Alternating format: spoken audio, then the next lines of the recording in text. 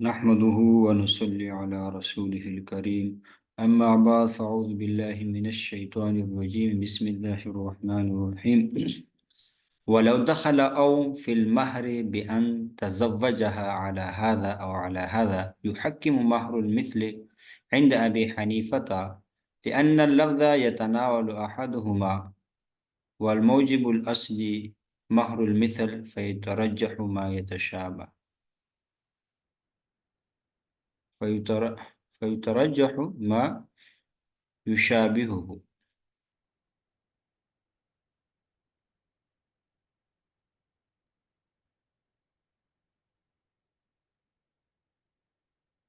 حرف او کو مہر میں استعمال کرنے پر مسئلہ متفرع فرما رہے ہیں۔ اگر کسی شخص نے حرف او کو مہر میں استعمال کرتے ہوئے کسی عورت سے نکاح کیا، او تزوجت کی علی الف او علی الفین کہا کہ میں نے تجھ سے 1000 یا 2000 پر نکاح کیا، تو اس مثال میں دو مذہب ہے۔ امام ابو حنیفہ کی نزدیک مہر مثل کو فیصل بنا دیا جائے گا، یعنی جو مقدار مہر مثل سے قریب ہوگی وہ مہر قرار پائے گا۔ بس اگر مہر مثل 1000 یا 1000 سے کم ہو تو 1000 مہر ہوگا، اگر 2000 یا 2000 سے کم ہو تو مہر 2000 ہوگا۔ صاحبین کے نزدیک شوہر کو اختیار ہوگا کہ دونوں مقداروں میں سے جو چاہے مقدار ادا کرے۔ ولو دخل او اگر او کو داخل کرے مہر میں بَإِن يتزوجا یہ کہ وہ شادی کرے، نکاح کرے، علی ھذا او علی ھذا، یعنی شوہر یہ کہے کہ میں نے آپ سے نکاح کیا اس پر یا اس پر، تو یحکم مہر المثل تو مہر مثل کو حکم بنایا جائے گا۔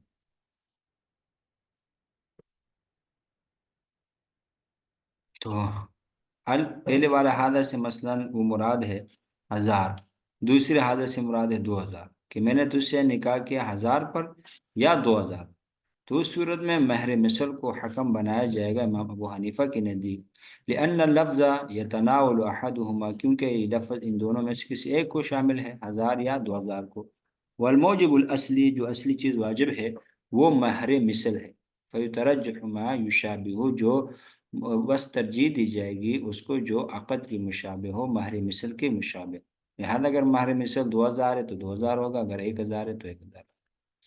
وعلى هذا قلنا التشهد ليس بركن في الصلاة، لأن قول عليه السلام إذا قلت هذا وفعلت هذا فقد تمت صلاتك۔ حرف او تشہد والی حدیث میں لانے کا ذکر اور اس پر متفرع مسئلہ۔ او مذکورہ دو چیزوں میں سے ایک کو شامل ہوتا ہے۔ علماء احناف مذکورہ ضابطے کی بنا پر فرماتے ہیں کہ نماز کے آخری قاعدہ میں تشہد پڑھنا فرض نہیں۔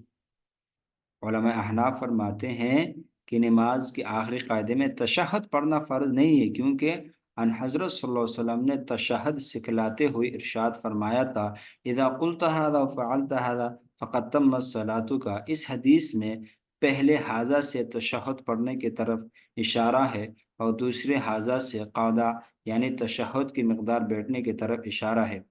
حدیث میں ان دونوں کے درمیان کلمہ او مذکور ہے، اس لیے نماز کا اتمام ان دونوں میں سے کسی ایک پر معلق ہوگا۔ جب نماز کا اتمام ان دونوں میں سے کسی ایک پر معلق ہے تو ان دونوں میں سے ایک ہی نماز کا رکن اور فرض ہوگا، دونوں فرض نہ ہوں گے۔ اس پر سب کا اتفاق ہے کہ قاعدہ اخیرہ فرض ہے، اور جب قاعدہ اخیرہ سب کے نزدیک فرض ہے تو تشہد کا پڑھنا فرض نہ ہوگا، کیونکہ اگر تشہد پڑھنے کو بھی فرض قرار دیا جائے تو کلمہ او کے مدلول پر عمل نہیں ہو سکے گا۔ یہی وجہ ہے کہ ہم کہتے ہیں کہ تشہد کا پڑھنا فرض نہیں بلکہ واجب ہے، اگر بھول کر چھوٹ جائے تو سجدہ سہو واجب ہوگا۔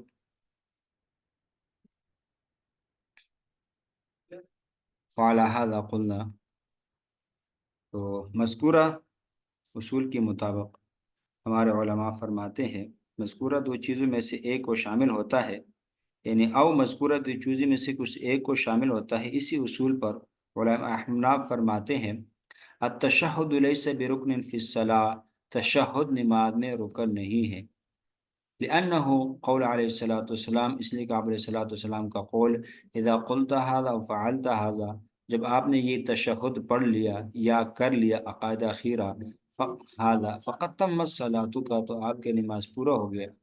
علق الاتمام باحدہما، نماز کا پورا کرنا دونوں میں سے کسی ایک کے ساتھ معلق ہے، یا کہنے کے ساتھ یا کرنے کے ساتھ۔ فلا یشترط کل واحد منہما، ان میں سے ہر ایک شرط نہیں ہے کہ تشہد بھی رکن ہو اور قاعدہ بھی رکن ہو۔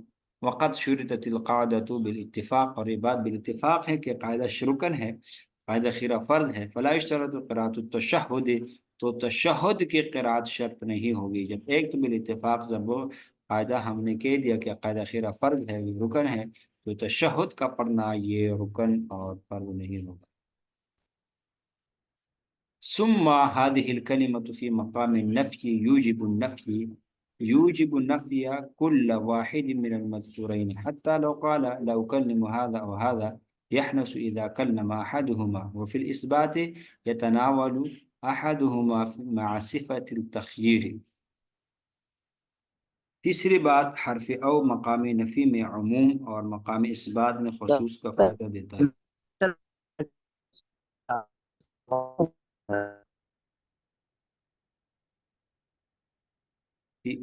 حرف او مقام نفی میں عموم اور مقام اثبات میں خصوص کا فائدہ دیتا ہے۔ حرف او کبھی مقام نفی میں استعمال ہوتا ہے اور کبھی مقام اثبات میں، یعنی کبھی نفی کی جگہ میں استعمال ہوتا ہے، کبھی مثبت کی جگہ میں استعمال ہوتا ہے۔ اب اگر او مقام نفی میں استعمال ہو تو مذکورہ دو چیزوں میں سے ہر ایک کی نفی لازم آئے گی، کیونکہ احد المذکورین غیر معین اور نکرہ ہے۔ مذکورین میں سے کوئی ایک وہ متعین نہیں ہے اور وہ نکرہ ہے، اور نکرہ تحت النفی عموم کا فائدہ دیتا ہے۔ جیسے کسی نے کہا لو اکلم ھذا او ھذا، کہا تو یہ کلام دونوں کے ساتھ بات نہ کرنے کو شامل ہوگا، چنانچہ دونوں میں سے جس کے ساتھ بھی بات کرے گا حانث ہوگا، گویا کہ اس نے کہا لو اکلم ھذا و ھذا کہا۔ اور اگر حرف او مقام اثبات میں استعمال ہو تو انشاء میں تخیر کا فائدہ دیتا ہے، مثبت جگہ میں استعمال ہو تو انشاء میں تخیر کا اختیار کا فائدہ دیتے ہیں کہ ان میں سے کوئی ایک کر لو۔ جیسے عربوں کا قول ہے خود ہذا او ذاک، یہ لے لو یا وہ لے لو، تو اب مخاطب ان میں سے ایک لے سکتا ہے، دونوں نہیں لے سکتا۔ لیکن